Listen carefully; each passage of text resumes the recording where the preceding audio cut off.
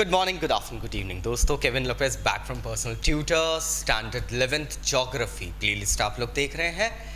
Chapter है chapter 7, that is landforms and the evolution. कैसे landforms बनते हैं, एवोल्यूशन प्रोसेस क्या रहता है, किस तरीके से फॉर्मेशंस होते हैं and all the things. Topic जो हम पढ़ रहे हैं दैट इज इरोजनल लैंडफॉर्म्स। इसके अंदर जो सब टॉपिक है that is potholes and plunge pools. क्या होते हैं पॉटहोल्स? हमने रोड पे देखा है पॉटहोल्स बन जाते हैं बारिश में, यूजुअली गड्ढे बन जाते हैं जिसमें गाड़ी बहुत ही अनमने तरीके से निकालनी पड़ती है, and it usually leads to certain accidents as well if you are not able to see it. If there is water filled on the road and you don't get to see a pothole and suddenly your bike bumps into it, you almost crash down. It usually happens and I've seen people falling down. अब जब पहाड़ों से छोटे छोटे झरने बहते हुए आते रहते हैं, ये स्ट्रीम्स आती रहती है, ये कुछ सर्कुलर डिप्रेशंस फॉर्म करती है कहीं ना कहीं रॉक्स में या अर्थ की क्रस्ट में, सरफेस में हम कह सकते हैं। ये फॉर्मेशंस कैसे होते हैं? देखिए, ये सर्कुलर डिप्रेशंस या तो स्ट्रीम इरोजन से होते हैं या तो एब्रेजन ऑफ रॉक्स से होते हैं। कैसे? आप समझिए, कुछ शैलो डिप्रेशंस होते हैं। इन शैलो डिप्रेशंस में कुछ पेबल्स या बोल्डर्स अटक से जाते हैं एंड हमें वाटर की क्वालिटी पता है। अगर आप पानी एक जगह रख के या आप कुछ पेपर के बिट्स एक जगह रख के या एक बाल्टी में रख के आप एक तरीके से पाइप से पानी छोड़ेंगे तो दे स्टार्ट टू रिवॉल्व, एक तरीके से रोटेशनल लाइक मोमेंट चालू हो जाता है, सर्कुलर मोशन चालू होता है।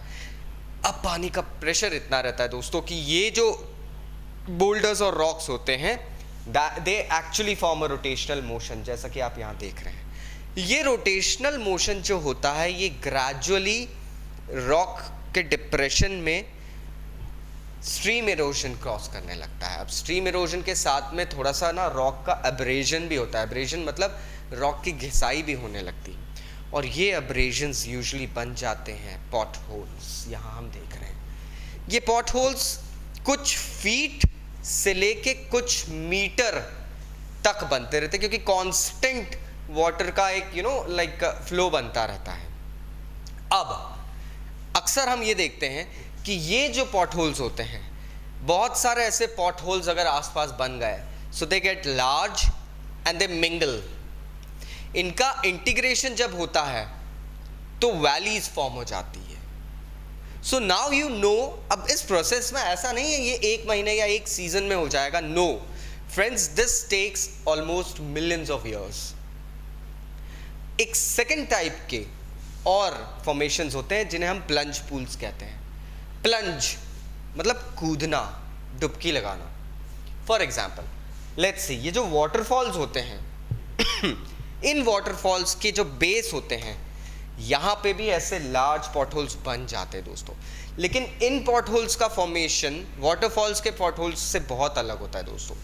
वाटरफॉल में यूजुअली ये होता है कि वाटर जब एक वाटरफॉल से सडनली स्पीड से बहुत ही फोर्स के साथ नीचे बरसता है तो एक डाउनवर्ड मोशन बनता है।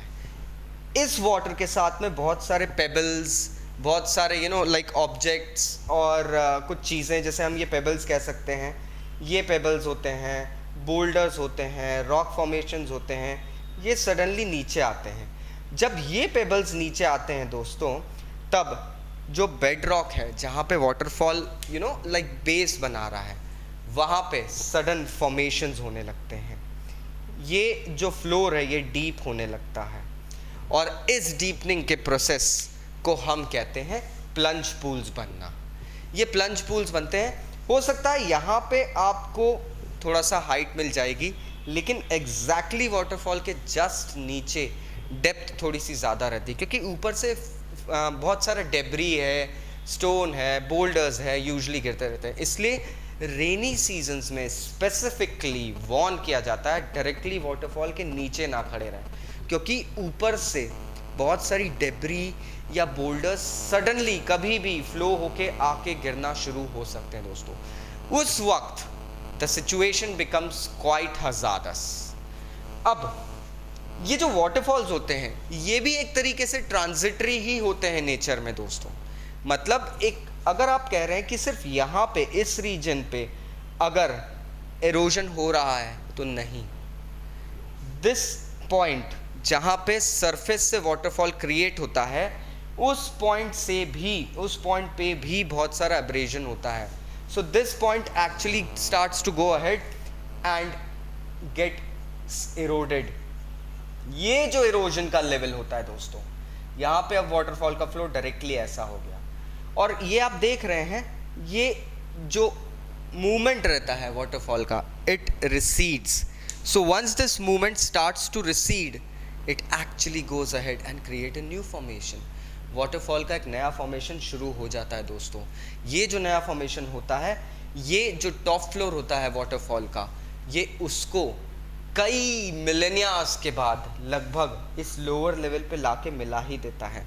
हो सकता है आज आप जो झरने देख रहे हैं वो कई सालों बाद आपको इस तरीके से दिखने लगेंगे. सो वहाँ पे कोई झरना नहीं रहेगा, वहाँ पे सिर्फ एक रिवर बेड बन जाएगा. That will be quite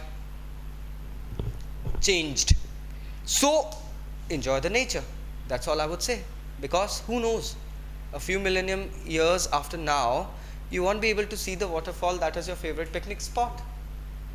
So आशा करता हूँ अब आपको ये टॉपिक समझ में आया होगा. स्टिल अगर कोई डाउट से नीचे कमेंट बॉक्स से कमेंट करना मत भूलिए. I'll be going ahead and replying back. बहुत जल्दी मैं आपको अपने पर्सनल ट्यूटर चैनल के मेंबरशिप प्लान्स के बारे में भी बताने वाला हूँ. So stay tuned. Thank you very much.